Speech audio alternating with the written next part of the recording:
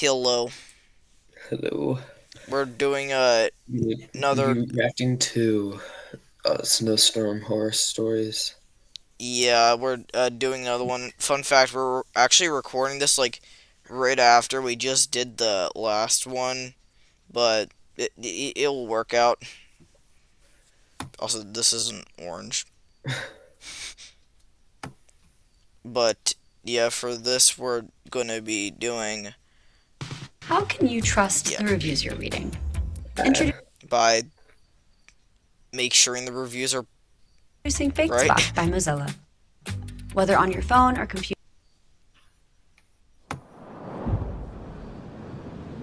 Also, both of these are snow related. The new year is coming up, and a lot of people are looking to break their bad habits with a New Year's resolution that probably won't last long. There's a more efficient way to break your bad habits. I'm talking about today's sponsor, Fume.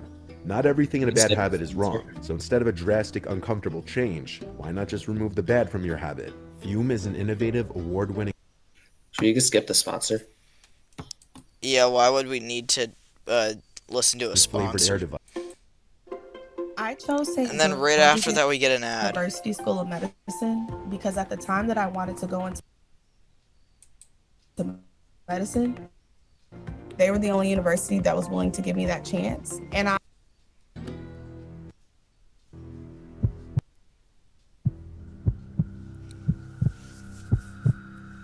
I own 3 pieces of real estate, 2 of which I rent out on Airbnb.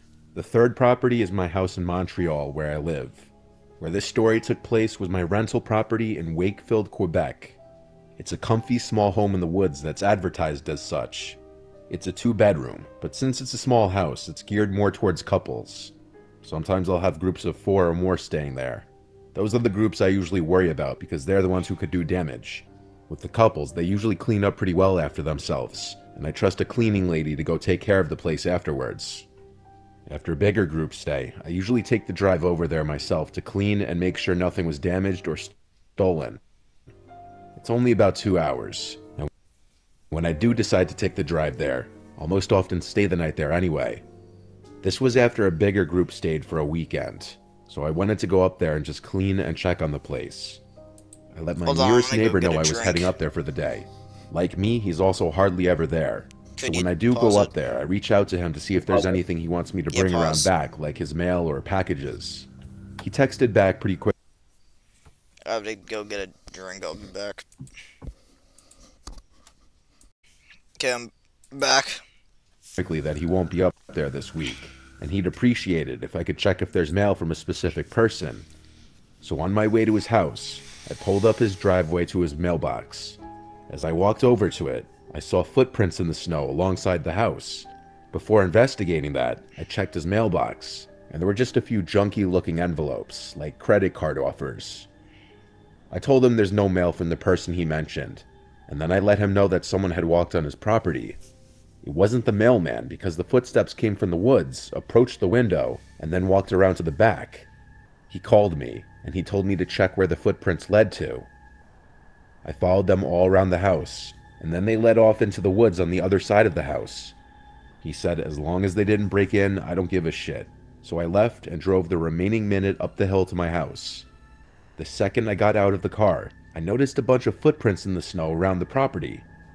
The guests left a couple days ago, and it had snowed there the day before I arrived, so it was a little interesting that their footprints didn't fill in yet. There was more snow coming tonight, so they'd surely be filled by tomorrow. The first thing I did was change the security lock on the front door for the next visitors. Walking into the house, it was kind of a mess. They left the sink full of dishes and glasses, the garbage bin was full, and cans of pop and beer were everywhere. Some guests are like this because they figure, hey, we're paying a cleaning fee anyway. I triple-checked everything to make sure nothing was taken or missing, and then I began cleaning. I had music playing as I cleaned, but even over the music, I heard something from outside. My house is all the way up on a hill surrounded by woods. No one should ever be here. I turned off the radio, and I heard footsteps in the snow right outside the house. They just passed a window, now going to the backyard. I went to make sure I locked the front door, and then I didn't make any noise. Whoever was out there had to know I was here because my car was out front. After like 20 minutes of sitting in the living room, I decided to get up and go outside to look around. Sure enough, there was a fresh trail of footprints circling the house. I followed them all around the house, and then they seemed to just stop or overlap in the back of the house, by the window air conditioning unit. I looked out to the woods, feeling like someone was just out there watching. So I went back inside and didn't go outside again that day. I ordered a lot of food on Grubhub that took forever to be delivered, which ended up being my late lunch and dinner. How I spent the rest of my day after cleaning and doing the laundry was just working remotely on my laptop. It was snowing again outside, and it was supposed to snow all night, meaning I'd definitely have some people looking to rent the next few days for the cozy factor. That's usually how it goes.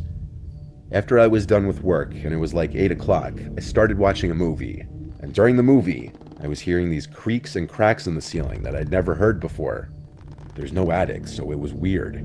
My only idea was that it could be the weight of the fresh snow on the roof. After the movie, I went to bed. I could hear the sound of the snowflakes hitting the windowsill outside. It was so peaceful. But that unsettling sound of footsteps in the snow outside returned. The realization that someone was outside this late at night was horrific. The footsteps passed my window, then faded away. I was sitting on the edge of my bed for like 20 minutes, waiting for any kind of sound, like one of the doors being shimmied with or something.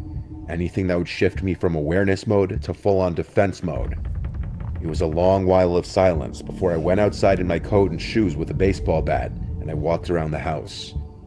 There was once again another fresh trail of footprints, but this time they started at the air conditioning unit, and they walked away towards the woods.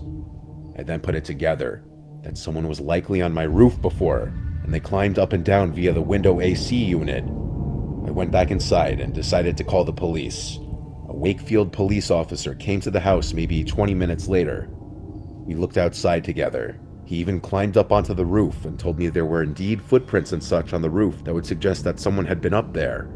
He was very nice and reassuring, telling me he wouldn't be far away if I heard them come back. I also told him about the similar footprints at my neighbor's house, just as a warning in case this person or group of people is targeting multiple houses for whatever they're doing. As he left, he said he'd be in the area. The next morning I left, and I rented the place out to a group of guests a few days later.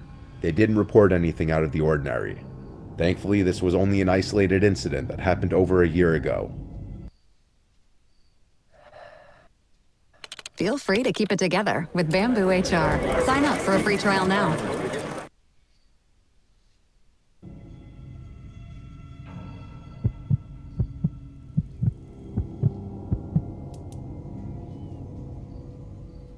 This is something that happened when I was, of course, home alone when I was a kid. I was in the 7th grade. My parents just recently started leaving me home alone. I would just play video games when they would be away. One night my parents were out doing whatever and I was alone, playing video games. We had the video games in the basement so that my older brother and I could share it, and our dad didn't want the video games in the living room. The basement at my parents' house is pretty big, but also as little kids it scared the crap out of my brother and I, where when it was time to go upstairs, we'd flick the light and spring up the stairs as if demons were chasing us. At 12, I obviously wasn't as scared as I was as a little kid, but I would still look over my shoulder every once in a while when I was down there alone, especially if I was home alone. I was playing whatever video game I played at the time, when bang, there was this crash at the basement window. I damn near jumped out of my seat as I turned around to look at the window. It sounded like someone hit their fist on the window. It was kind of dark out since it was cloudy and snowing outside. I looked at the window and noticed there were some snow particles on the window. It looked like a piece of snow might have hit it. My initial thoughts was that it was a falling icicle hitting the window. I tried to go back to playing video games, but the icicle theory melted when there was another loud bang on the glass. I stood up this time and looked closer at the window. There were even more particles of snow in the glass now. Someone was out there throwing snowballs out the window. I knew it had to be my brother, Keith. I went upstairs into the backyard door. I opened the interior door and looked out through the glass exterior door. The brick wall to the left blocked view of the entire backyard, so I opened the door and stepped into the yard, with only a pair of slides on my feet. The cold snow and air was blowing in my face as I stepped down the 2 steps to the ground level and looked beyond the brick wall. I called Keith's name and said, "Why didn't you tell me you're coming home tonight?" I saw someone in the bushes in front of the back fence. They were clearly hiding. I said, "Keith, I see you." But the more I looked, the more scared I got, questioning if that was actually Keith. I went back inside and locked the door. I went straight to the phone and called my mom to ask her if Keith is supposed to be home. She told me no, he's at his friend's house for the night. Right at that moment, another snowball. I asked my mom if she heard that, and she said yes. I told her there's someone in the backyard throwing snowballs at the windows. She now put me on speaker so my dad could talk too. My dad asks if it's some kids messing around, and I said I don't know. I was just a kid, and I was freaking out.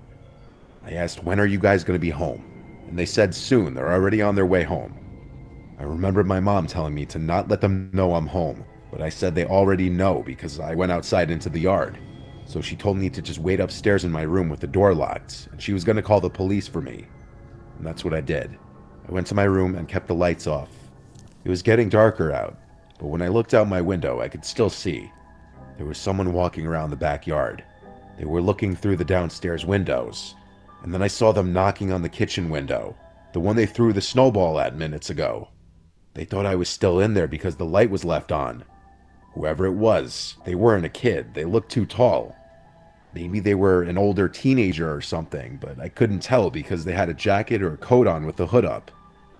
I kept watching, and I saw they tried lifting open the window downstairs. Obviously, in the dead of winter, those windows hadn't been unlocked for months. But one thing was for sure, they were trying to get into the house. He then started looking up at the upstairs windows, and that's when I ducked down. I didn't look out the window again. There was a crash at my bedroom window now. He must have seen me. He threw a few snowballs at the windows in my room, and then it just stopped. My mom called me back to make sure I'm okay and tell me that the police are on their way. It took a long time, probably because of the conditions. But the doorbell eventually rang, and so I went down to confirm it was the police before letting the police officer in. It was a lone female cop, probably in her 40s. She walked around the property with her flashlight as I stayed inside and watched through the windows. She checked the bushes, the shed, and the patio. When she came back front, she said there were footprints all over the yard, but that there's definitely no one out there. Not anymore, at least.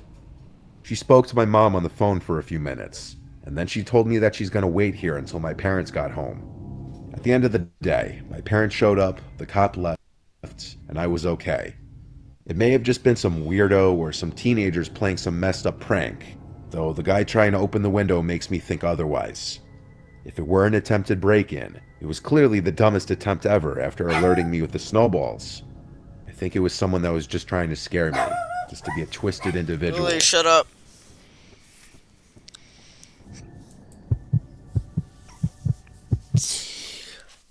Attention bargain hunters. Don't miss out. Here's a free backpack. Take it. It's yours.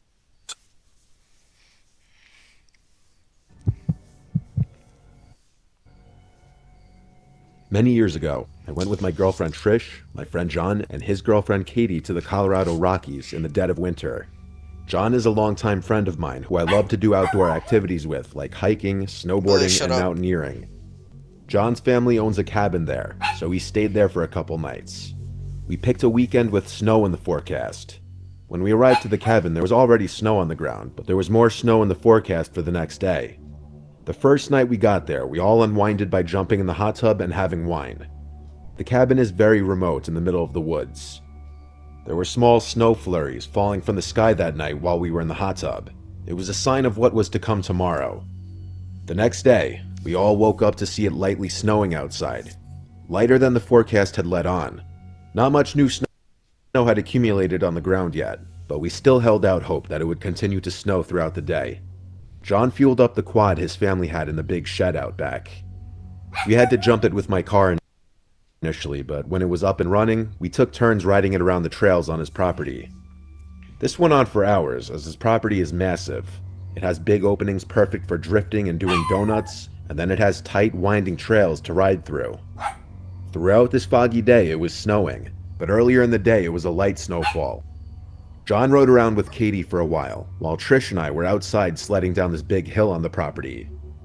After a while of this, we all went out for lunch. I took my pickup truck there, so getting around in the snow wasn't an issue.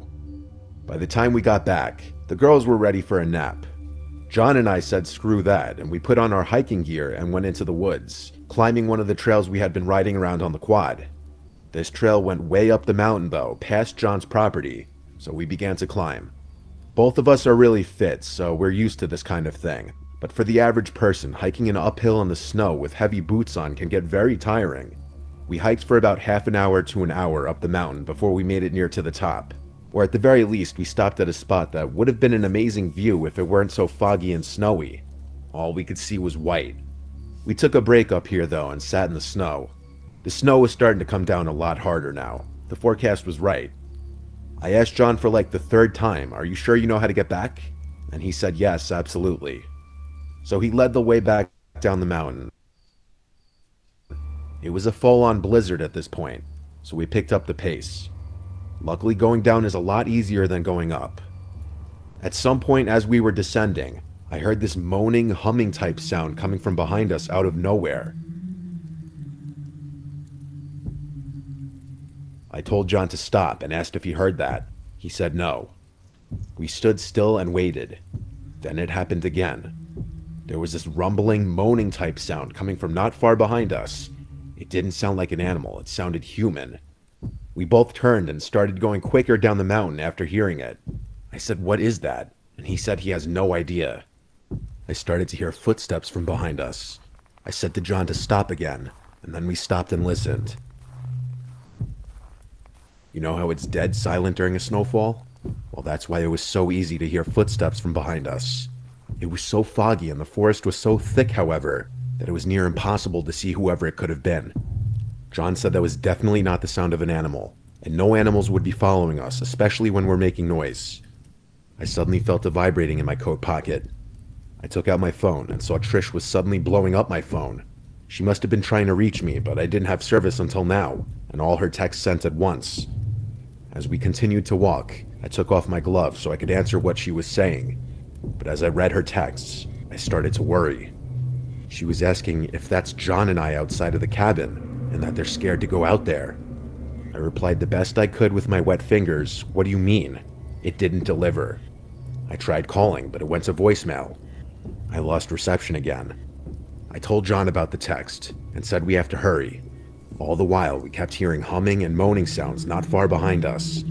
We were basically running at this point, all the way down back to the cabin. We finally saw the lights of the cabin through the quickly darkening woods. We got to the cabin and knocked on the door for the girls to let us in. Once inside, the two of them started talking over to each other, trying to explain what happened. Basically, what they told us was that they saw two people walking around outside like 10 minutes ago, one of them stopping by the window and looking in. They were too scared to go over and shut the blinds until we got back, so they stayed hidden in one of the rooms. John went to his dad's room to get a gun. All the blinds were closed now. The problem was we still had to go out for dinner, so John and I went outside after tensions cooled. He brought the gun with us. We looked around quick, then told the girls that it was clear to come to the car.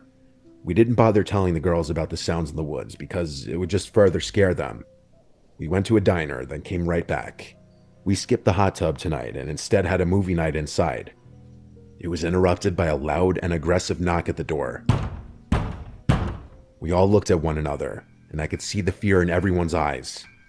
John grabbed the gun off the table, and he came back over to us. Whoever was out there knocked again. John asked if he should threaten to shoot them. I said no, we should just remain quiet.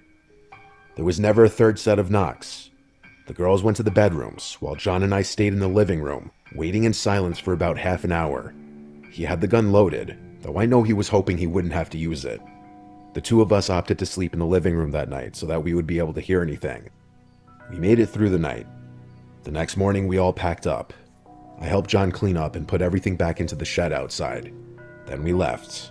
But the really weird part was that there were no footprints at all in the snow outside the next day.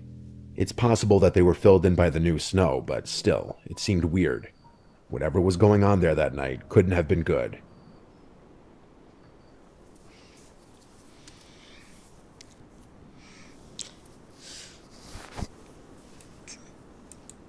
Okay.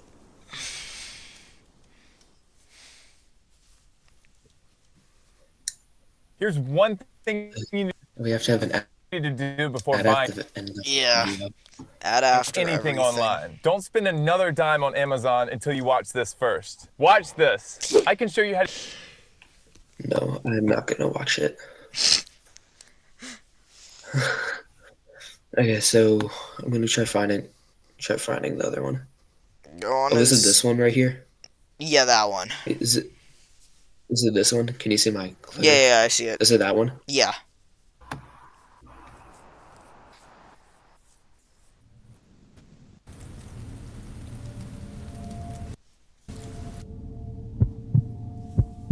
Yeah, we haven't seen this one yet. Back before my Right. girlfriend Jenny and I officially started dating, we would still hang out all the time.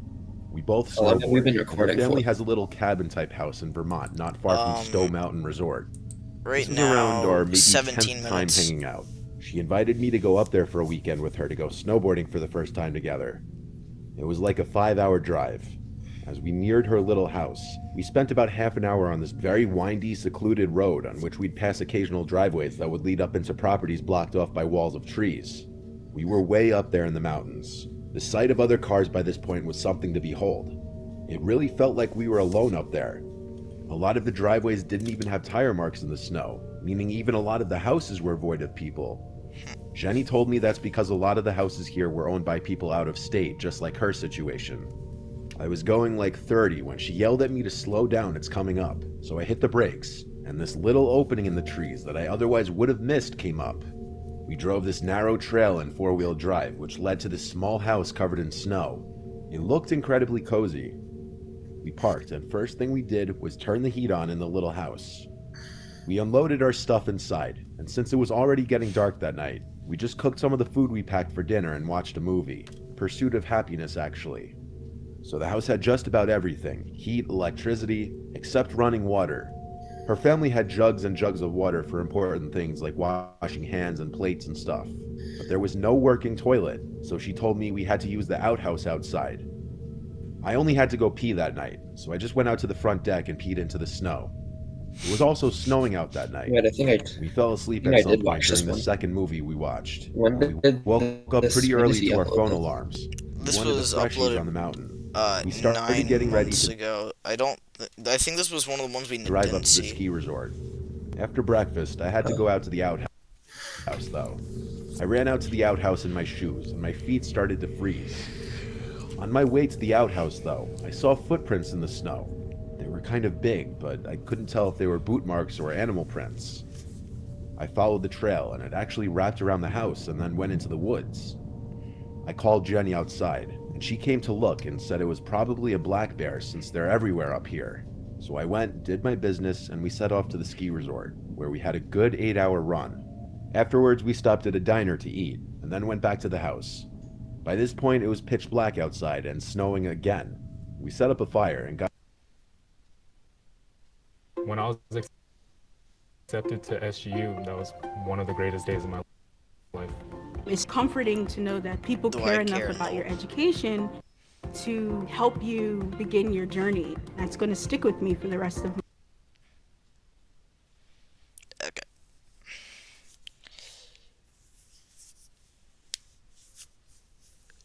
Did you start it?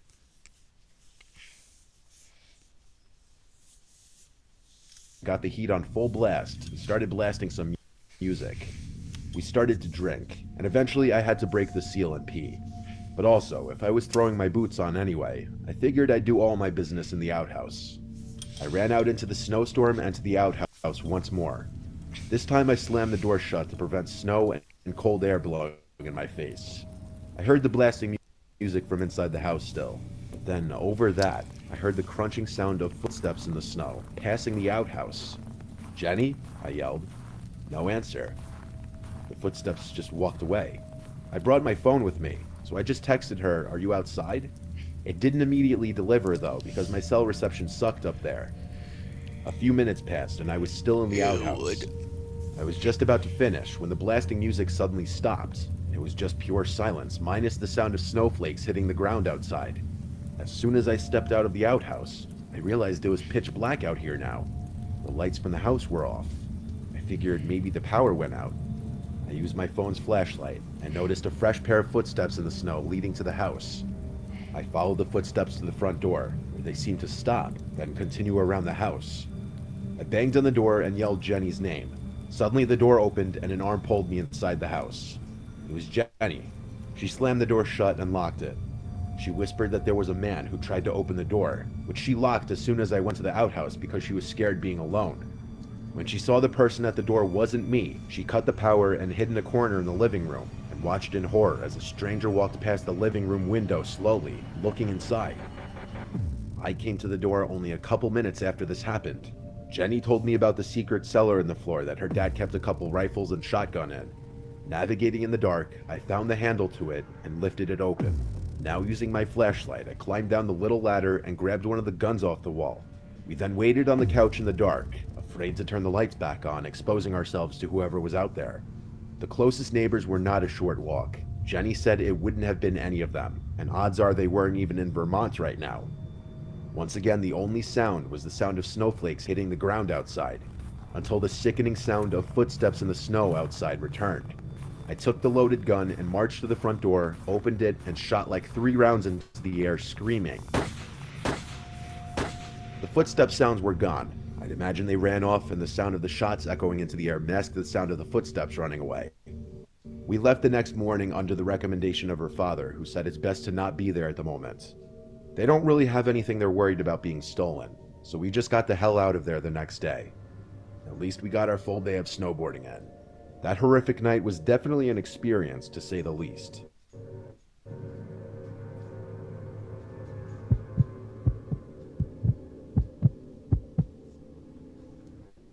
I live in England, and for others who live here, you may remember it snowed quite a lot in the winter of 2018. I used to love the snow, but after what happened, I'm no longer a fan of it. My immediate family was going to visit extended family in Cornwall for the weekend. I didn't want to go. I don't get along with them very well, and would much rather have stayed at home, so I faked an illness. I wasn't expecting it to work, but it did. They went without me and left me in charge of the house, which I was fine with. For the record, I was 16, so it's not like they were being irresponsible. Saturday was great. I went on my computer, watched Netflix, and played in the snow with my dog for a bit. She loves the snow more than anything. That evening, I was just finishing up a mission on Call of Duty World War II, when I started to get hungry. The house is full of food, but mostly food that takes a lot of effort to prepare. I decided to go to the fish and chip shop in the village. By now, it was getting dark outside, and the snow had stopped falling, but it had gotten really deep. I grabbed a tenner and crammed it into my pocket before pulling on a coat and heading outside. The route I take involves going down a tree-lined snicket that has a few street lamps for light before coming out near the main road where the chippy is. By the time I got there, it was dark out. I got some chips, spattered sausage, and started to head back home. I was halfway down the snicket clutching my meal when I heard it. In the trees just to my right, a twig snapped. My head whipped around, but I couldn't see anything. My heart was racing, but I tried to convince myself it was just an animal. Until I heard it again. 2 snaps in rapid succession. Now I was scared. I began to walk home fast, and I forgot about what was coming up. The last section of the snicket, which was almost pitch black. The bulb in the street lamp had blown months ago, and the council couldn't be bothered to fix it. I sighed with frustration and worry, and carried on walking before I heard it. The continuous sound of twigs breaking stopped for a moment, before being replaced by crunching. I stopped and turned around, and my heart stopped. I could see a black figure silhouetted by the lamp further down the snicket, a black figure who was running straight at me. I turned around and full-on sprinted through the snow. I burst out of the snicket and ran to my house, which was only about 10 meters away. I got my keys out as I was running, and I jammed them into the lock as soon as I was close enough. I threw myself into the house and slammed the door shut behind me, locking it. I looked out of the door window and saw nothing. The streets were deserted. It wouldn't be that bad if it ended there, but it didn't. Paranoia kept me up late, and close to midnight, the dog started making a racket, barking and scratching at the back door. I knew deep down what she was barking at, but I didn't want to believe it. I went to the back door, but it was too dark to see anything. I steeled my nerves and flicked the light switch to once again see nothing. The back garden was empty. I dragged the dog away from the door and went back to watching TV, but something was nagging me. I couldn't think what it was. The back garden was undisturbed apart from my footsteps leading up to the back door from when I came home. That's when it hit me. I came in the front door. My veins turned to ice, and as I walked to the back door, I realized something was very wrong. I could feel cold air on my face. I walked around to it and stopped dead. It was wide open. The build of my house gives 3 different options when you enter the house: the living room, where I was, kitchen, or stairs. As I slowly backed into the wall, I heard a light but clear thump upstairs. With that, I grabbed the dog, grabbed my phone, and ran straight to the neighbors, and due to it being midnight, I rang the bell about 10 times before getting a response. They were furious about being woken, but when I told them what was going on, they let me straight in. The police took about 40 minutes to arrive because of the snow that was once again falling heavily, and when they did come, they did a thorough search of the house. They found nothing. The footsteps were all filled in by the snow, but the CCTV showed a figure running straight out of the back door soon after I left and hopping the fence at the end. They disappeared into the woods behind my house. It kills me to know he's still out there, and that he knows where I live. I'm sleeping more steadily now, and we have a new lock on the door, and for a while, I was constantly worried for me and my family's safety.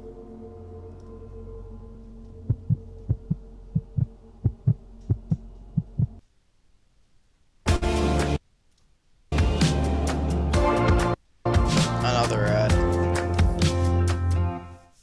I love ads. Join me in donating to Save the Children. No. To help children get the resources they need to be kids again. No.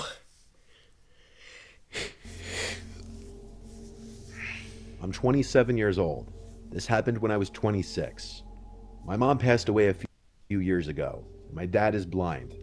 My dad sold a very successful energy company when I was young though, so we have money and multiple properties which we rent out. Obviously, I have to do my part in helping out given the circumstances. I help manage most of the properties. My dad lives in his 1-story condo about 10 minutes away from us. The condo is walking distance to the village, which has grocery stores and anything he could need. My sister Katie and I live in the house that we all used to live in together as a family. Our dad gets by himself with basic things like shopping and taking care of himself, but we have to bring him to further away things like doctor visits and whatever he can't walk to. This happened during a winter storm. Katie was at her boyfriend's house half an hour away from home, so I was home alone. The snow was coming down heavily, and I thought to call my dad and check in on him. He has a landline phone because that's easier for him to use rather than a smartphone. He does have a smartphone, but he's stubborn about using it sometimes. When I called, it rang 4 times, then went to voicemail. So I called again, and the same thing happened. Normally he would rush to the phone to call back whenever we call, so I waited a few minutes before calling one more time when I saw he wasn't calling back. He once again went to voicemail. I left a message asking him to call me back. I called Katie asking if Dad said anything about going out in this weather, and when she said no he didn't, that's when I got worried. I didn't like the idea of him being out in a blizzard, so I drove over to his condo. The roads were so bad that there were hardly any cars on the road. My phone kept vibrating, giving a winter storm advisory warning. These were no conditions for my dad to be out walking around in. As I pulled up to his condo, I did notice footsteps in the snow going both ways, indicating he must have gone out and just gotten home. I knocked on the front door and yelled, "Dad, it's me." And a few seconds later, the neighbor's wife, an elderly woman named Hannelore, opened her door and said hello with a smile, telling me her husband just gave my dad a lift to the store a few minutes ago. We talked for a minute, then I thanked her as she closed her door. I figured I might as well let myself into my dad's condo to wait since I was already here. Naturally, before looking for my key, I tried twisting the doorknob, and to my disappointment, it opened the door. My dad didn't lock the door again. I told him so many times to stop doing this because one day someone would break in, even if we live in a nice area. I shut the door behind me, but then I noticed something peculiar. There were melted snow tracks on the wood floor, leading past the living room to the little hallway, which leads to my dad's room. "Dad?" I called. "Did he get home just before I got here?" But that wouldn't have explained Hannelora's husband not having returned yet. Well, maybe it could have. Maybe he dropped my dad off and then ran his own errands. These were the thoughts I was having as I was slowly following the tracks. I called Dad one more time, this time louder. I didn't hear the shower running, so why wouldn't he be able to hear me? Something wasn't right. He would have answered. I started calling my dad's cell number, and I heard it in the bedroom down the hall. Maybe he was home. I went down the hall into my dad's empty room. He wasn't there. I saw his phone vibrating on the nightstand next to his bed. I looked at the ground and saw the melted snow tracks lead to his bathroom and his room. The door was closed. I went over to knock on it and said, "Dad?" one final time. No response. I slowly opened the door, and the bathroom was empty. But there was something unusual I noticed right away, and that was the shower curtain. It was pulled shut. My dad always leaves the shower curtain pulled open. I know this for a fact. On top of this, the door being shut was also unusual. He leaves all doors and such open to make navigating easier for himself. I looked at the shower curtain for a moment, then closed the door, walked to the front of the condo, shut the door, and called 911. I waited in the front of the condo, the only entrance and exit. Police showed up surprisingly quickly given the conditions. We went back inside of the condo together and right into my dad's room, where we saw a man sitting on the bed with his hands in the air, as if he knew we were coming and he waited there. My dad got home about 10 minutes after this, in time to hear everything that happened. The man who broke in lived a few units down according to his ID. That meant this man had been keeping an eye on my dad and his place for a while, with plans to break in and rob him. I think I learned where the saying "rob him blind" came from after this. My dad, being the kind soul he is, didn't even want to press charges, but we persuaded him to hire a lawyer. The man was charged with third-degree burglary, and he's still in jail to this day. Okay. Okay. How long is this?